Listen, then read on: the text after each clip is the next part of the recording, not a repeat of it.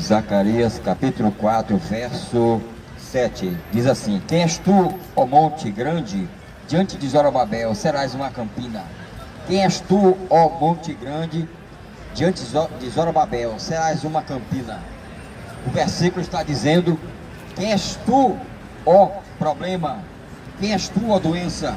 Quem és tu, ó depressão? Diante de Deus, diante de Jesus, quem és tu, problema? Quem és tu, depressão? Quem és tu, desemprego? Então aqui está dizendo o versículo, o discernimento é esse: quem és tu, problema, diante de Deus? Se você tem um problema grande que você acha que Deus não pode resolver, então ele está dizendo: quem és tu para o problema? Quem é o problema para você? Quem é o problema para Deus quando nós usamos a fé da forma certa? Quem és o câncer para a fé? Quem és o câncer para Jesus? Quem és o problema? Quem és a empresa quebrando, falindo? Quem és o desemprego? Quem és a avalanche? Quem és o terremoto? Quem és o tsunami diante de Deus?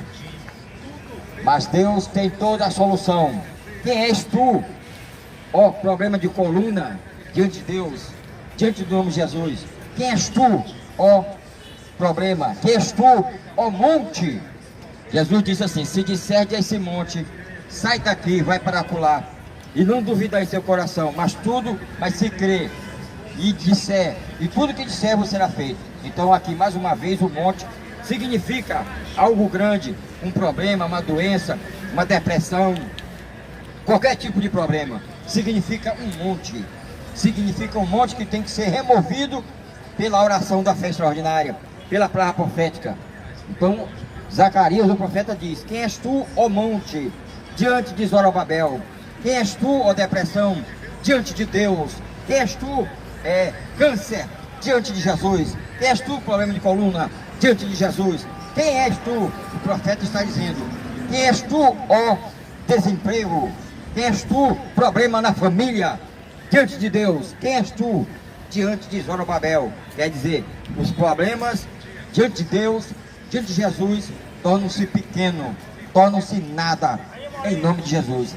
Por isso o profeta diz: quem és tu, ó monte? Quem és tu? Então somente Deus, Jesus, resolve nossos problemas. Por isso ele está dizendo, o profeta Zacarias: quem és tu, ó monte? Quem és tu, problema? Diante de Deus. Amém.